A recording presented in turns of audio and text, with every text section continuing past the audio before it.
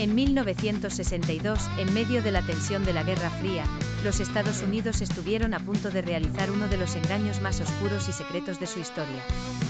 Un plan diseñado para engañar a su propio pueblo, todo para justificar una guerra. Esta es la historia de la Operación Northwoods. En 1997, documentos clasificados por más de 30 años finalmente vieron la luz. Entre ellos se encontraba un plan que nunca se ejecutó, pero que revela hasta qué punto algunos en el gobierno estaban dispuestos a llegar para combatir la amenaza del comunismo en Cuba. Después de la Revolución Cubana de 1959, Fidel Castro se convirtió en un enemigo declarado de los Estados Unidos. La relación entre los dos países rápidamente se volvió tóxica, y con el respaldo de la Unión Soviética, Cuba se convirtió en un punto crítico de la Guerra Fría.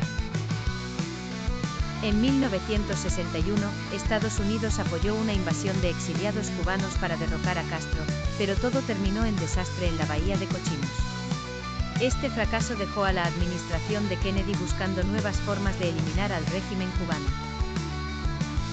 A partir de entonces las ideas más radicales comenzaron a tomar fuerza, y entre ellas estaba la Operación Northwoods, un plan propuesto por el propio Estado Mayor Conjunto de las Fuerzas Armadas. ¿Pero qué era exactamente la Operación Northwoods? En términos simples, era un conjunto de ataques falsos que se ejecutarían en territorio estadounidense, con la intención de culpar a Cuba y así justificar una intervención militar. El plan incluía propuestas tan siniestras como simular atentados en ciudades estadounidenses, realizar sabotajes en bases militares, e incluso la destrucción de un avión civil. Todo orquestado por el gobierno de los Estados Unidos y atribuido a agentes cubanos.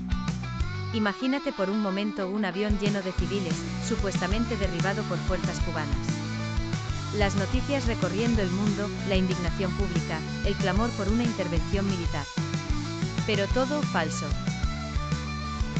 Pero el plan nunca llegó a realizarse. Fue presentado al secretario de Defensa, Robert M. McNamara, y finalmente al presidente John F. Kennedy. Ambos rechazaron la Operación Northwoods de inmediato. Kennedy, horrorizado por la propuesta, decidió que no permitiría que su administración cruzara esa línea. El rechazo de la Operación Northwoods por parte de Kennedy dejó a algunos sectores del ejército descontentos, especialmente al general Lyman Lemnitzer, quien había sido uno de los principales promotores del plan. Tras el rechazo de Northwoods, Lemnitzer fue removido de su cargo. Pero lo más impactante de todo esto es que el plan quedó oculto durante décadas, hasta que fue desclasificado en 1997, revelando los oscuros extremos a los que algunos estaban dispuestos a llegar durante la Guerra Fría.